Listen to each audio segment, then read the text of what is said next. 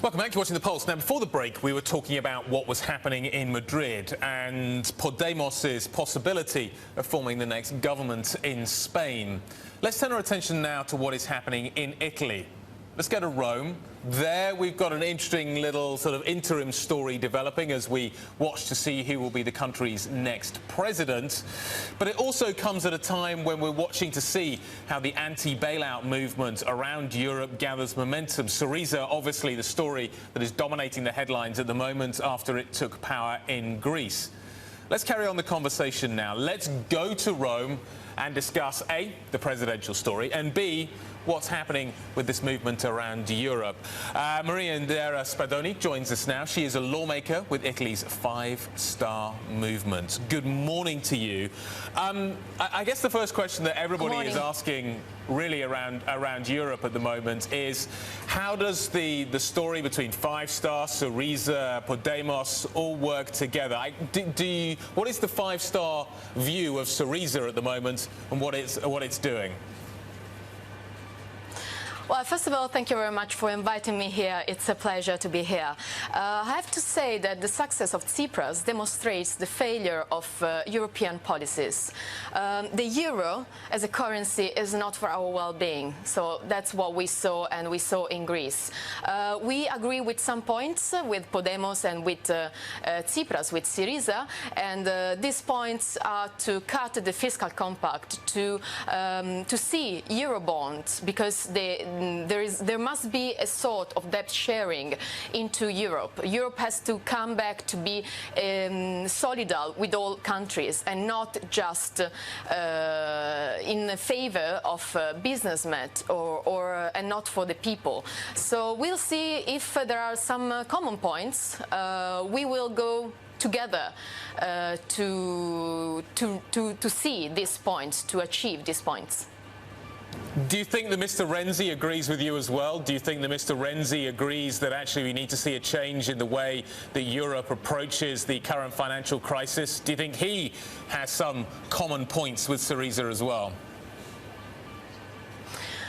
Well, basically, at Tsipras, what he did, it was to block, for example, the sale of the port and to block the sale of the energy company. So I think it's going against the memorandum who was signed in the in the last government. So I think it's going to the right direction. We will see what's going to happen next. But of course, I do believe that there is just one choice if Tsipras wants to achieve his program, is to see an exit strategy from the euro. I think that's the only possibility. Yeah, so you think that Greece's only option is to exit. He says he doesn't want to do that. He says that he wants to work to change the system from within. Is that not a more pragmatic way of approaching the story?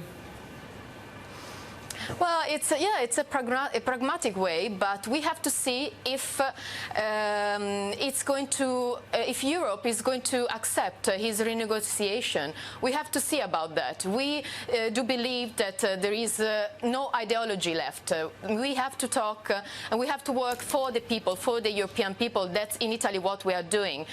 We are just spokesmen of the citizens. So what we are doing is to actually fight in order to come back to really a solidarity view of life. So that's what we are doing. Our problem in Italy basically is the corruption. That's what is really important. We really need to improve and also to fight against corruption. Yeah. I just want to say that 2 days ago, 117 people have been arrested in a mafia trial just in my region, and there were politicians involved, there were businessmen involved, there were journalists involved. That's what we have to do. Mr. Renzi said he wants to fight against corruption. Perfect. We haven't seen in the parliament one law to fight against corruption. That's the first point we have to carry on. Can I ask you, there's a couple of quick questions I want to ask you. First of all, if Syriza gets what it wants and is able to renegotiate its debt and make changes to its relationship with the rest of the Eurozone, do you think that would be a message to Italy that it can do the same, that there is a change from within? Would Five Star drop its view that Italy needs to leave the Eurozone? Well, of course, there would be a really message. And we want, like other movements, we want to review the European regulations and agreements. We want to review those. We want to see a sort of Eurobond, so a debt sharing, like I was saying before. We need to do a change. We cannot afford this austerity anymore. This austerity who is killing us, basically. Okay, let's leave austerity to one side. I just want to ask you a couple of quick questions on the president. Is there any circumstance in which the Five Star Movement would back Mr. Renzi's candidate? Well, okay, I'm going to tell you how we approached the presidency vote. Basically, we asked Mr. Renzi a name in order to evaluate it. Renzi said he didn't want to give us any names, so we went to the parliamentarians from the Democratic Party and we asked a name, and this name was Prodi. So yesterday, the citizens had the possibility to vote online some names for the presidency, and our name was Imposimato. This is an example of direct democracy. It never happened in history, so this is a really good example of direct democracy. We will see in the next days. One thing is for sure: if we will have to support a name from Mr. Renzi, this will be voted by the people, by the Italian citizens, because we are just spokesmen. So Italian citizens will have the possibility to tell us what we have to vote. Right, Mr. Mattarella, do you think he is in that circumstance? Do you think people would be prepared to look at Mr. Mattarella as a possibility? Well, again, as I said before, I'm a spokesman, so spokeswoman, spokesperson. Yeah. So the citizens will have to decide.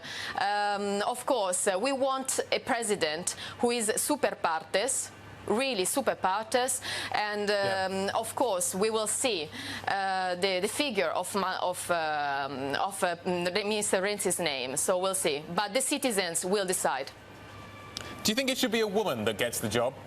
Like, I know you're only a mouthpiece, but would it be good for Italy to have a woman in this top job? Yeah, they told me already this. They asked me already this question. For me, the most important thing is that he's going, or she is going, to be an honest person, a person super partes, a person who doesn't sign any decree that sees. So that's the most important, and also that is super partes, meaning that actually he or she protects the Constitution. So it's going to be, personally, I don't care if it's a man or a woman. A woman would be really interesting and really nice, because it would be the first time in the Italian history. But for me, the basic is honesty and super partes. Yes. Okay, Maria, we'll leave it there. Maria Edera Spadoni joining us in a Bloomberg exclusive. Thank you very much.